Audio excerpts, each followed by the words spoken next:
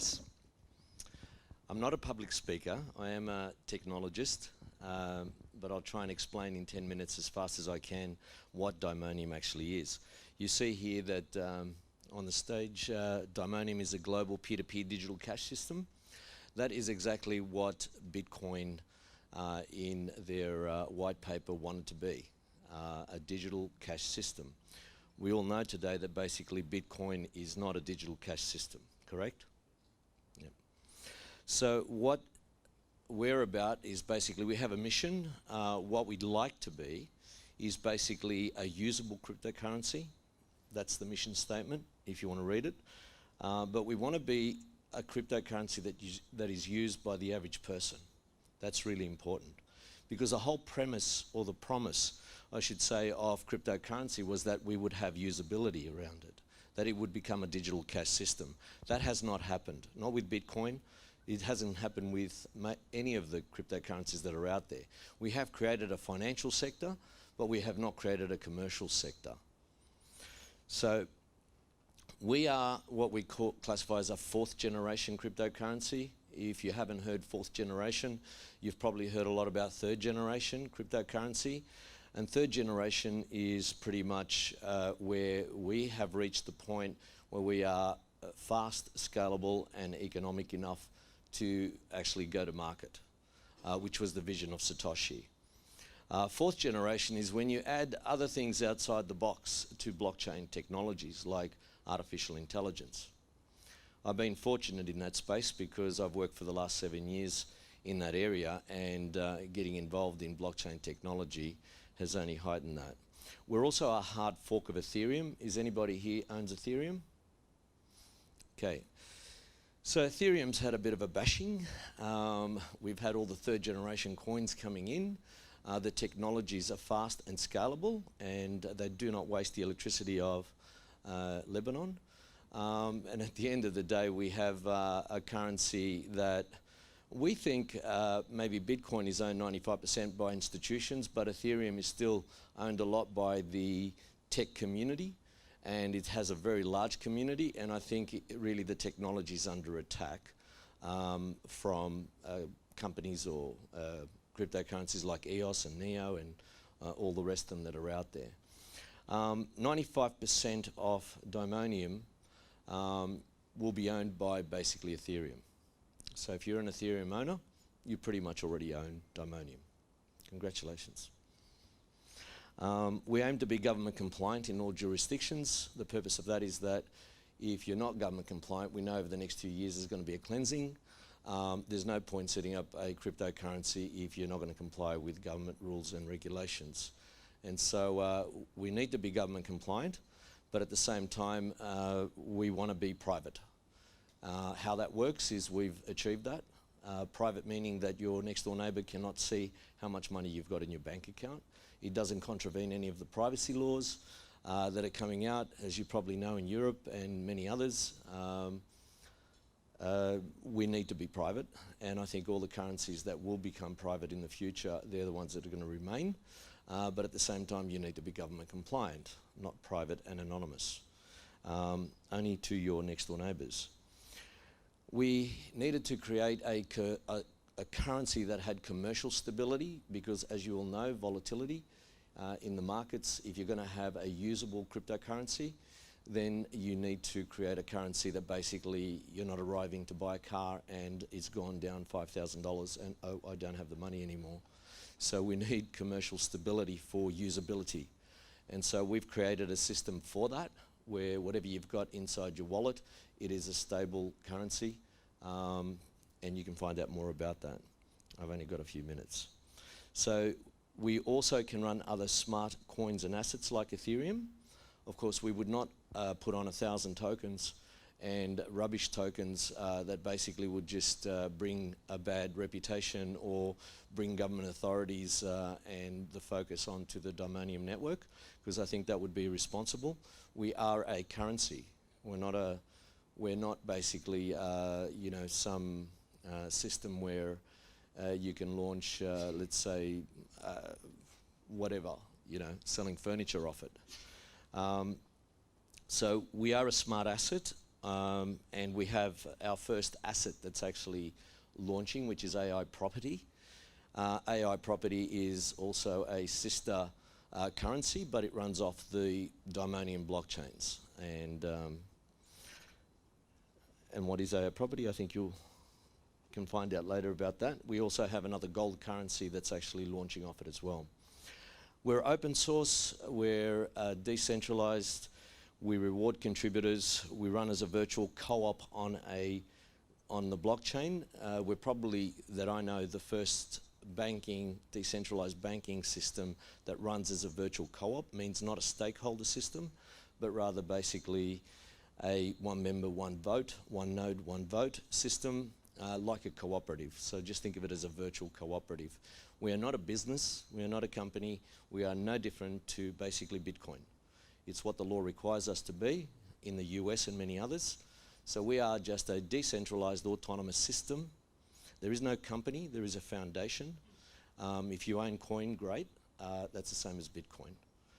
But there is no company behind this. We're not a commercial driven company. We aim to be just another decentralized network like Bitcoin. Having said that, Bitcoin came in with a promise, like I said before, 1 cent transactions, any amount, anywhere in the world. Obviously, it became competitive for Western unions and all the digital currencies that were out there. Unfortunately, it has not actually worked out that way. Like I said, it's a peer-to-peer electronic cash system. We've got a big cross on that. I first heard about Bitcoin in 2009. I downloaded the software, had a check, downloaded the white paper, read it.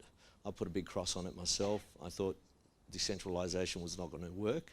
So there's one person here that basically did not believe in that concept. I do believe now, but it's taken us a decade later with 100,000 engineers to make it work. I was not one of those original people that put the tick on it. But nevertheless, I also did not believe that the software system could actually do what it said it was going to do back at that time. And I wasn't going to put my time into it, but it obviously, in the last decade, you've had hundreds and thousands of people that have contributed to this, and here we are today. So this is before and after, a decade later. Bitcoin says fast peer-to-peer transactions. It just changed the website to peer-to-peer transactions. Low processing fees, of course, $28 average is not a low processing fee, and it's not really competitive with the banking systems. And then you've got Ethereum, who added the smart contract cryptocurrency. We need to be a smart contract cryptocurrency. We need to have smart transactions, I believe, not just financial transactions. But we also believe and take advantage of the fact that 95% of global transactions, the code for those smart transactions can be reused and they can be validated. So if you're buying a house or you're buying a motorbike or whatever it is, you can reuse that code. You don't need to keep programming and have it open. And of course that's created a lot of problems out there with the programming. So here we are, a new global digital cash system, Diamonium.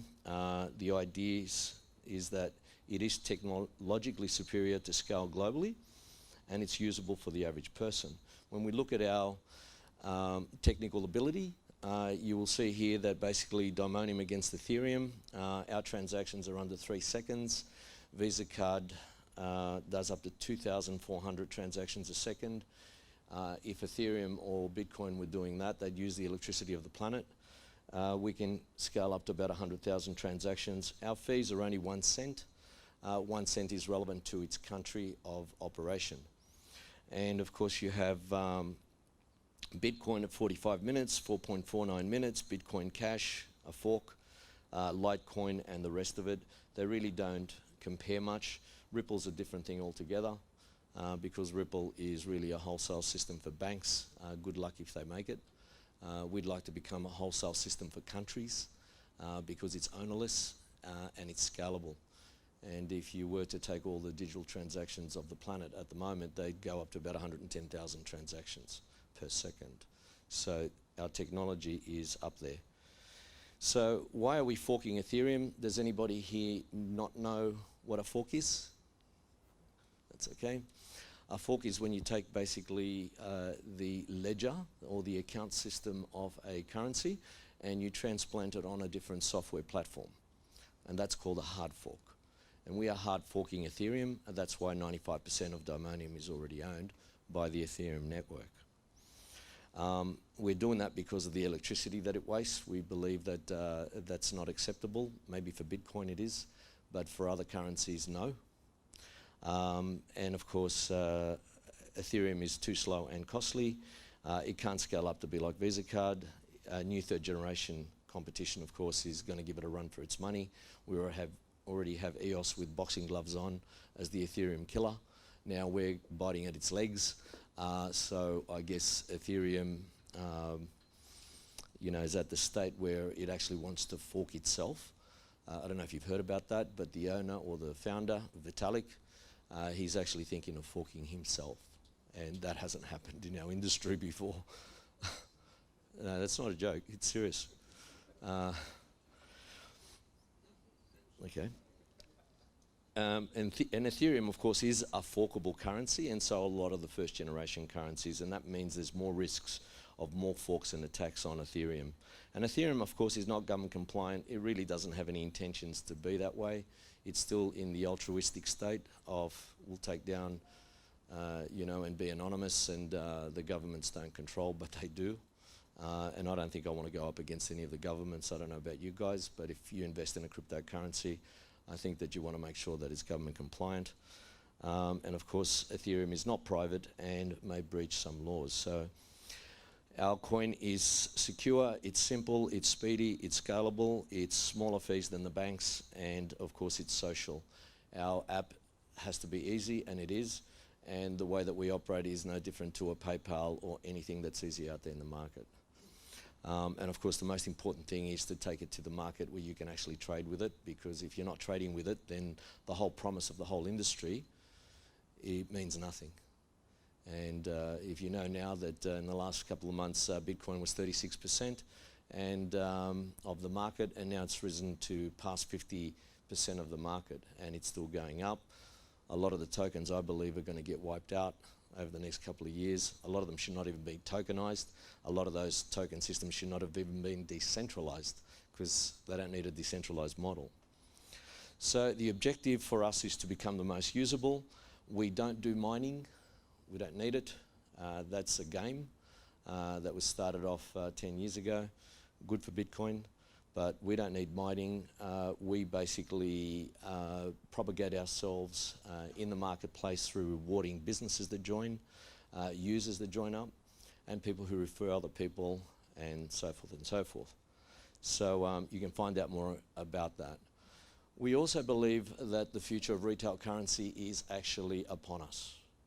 We are now not in a state where we are looking at technology to be viable that we can actually go to market. We can already go to market. It's a decade later. And so whilst we're here and the technology is here, in other words, the promise of the future is here, now we have to do the job. And so the future of retail currency, we're holding an event for that. We're holding 3 events, but one major event in Europe. We have booked basically an Olympic stadium. If you go to the Diamonium website, you will basically find very shortly a lot about the fork event. It's going to be one special event, and it's going to showcase what the future of retail currency actually looks like, because that's what we're all about. We want to take this to market. We've got good teams, good people. We've got a lot of business acumen behind us. We understand how to propagate things into the marketplace. But most importantly, we are Bitcoin in a sense, technologically superior, but we are Bitcoin in a sense. We are a decentralized autonomous system. If you join our group, the system will pay you. It'll pay you more than what your corporate jobs will pay you. And of course, you can find out more about the fork event as well.